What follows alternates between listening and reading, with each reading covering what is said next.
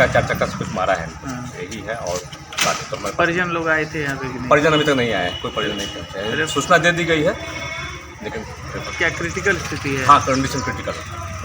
हाँ, अरेस्ट से हो गया, समय रहते हुए कर दिया गया।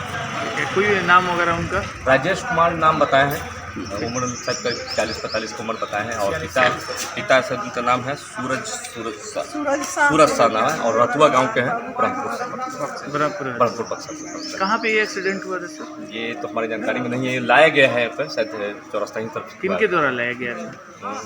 ऑटो थे तो, और वो भी थे साथ में, साथ एक ऑटो ड्राइवर चलता है वो लाया। रेफर किया, उनके साथ कोई परिजन गए हैं? हाँ, गांव के लोग एक दिनेश पांडे नाम है उनके साथ। नहीं क्या नाम है? गया है विजय संघ पांडे के लड़का। विजय संघ पांडे के लड़का गया है। मेरा लड़का है। अच्छा, आप ही का लड़का था? हाँ, तो वही गए हैं, गाँव के ही हैं, वो गए हैं। क्योंकि समय रहते हैं उनको रेफर कर, देरी लग रहा है। आप ही के देख रेख में इलाज हुआ है? प्रथम उपचार मेरे द्वारा किया गया और रेफर किया गया। क्या नाम हुआ सर आपका? डॉक्टर रोहित कुमार।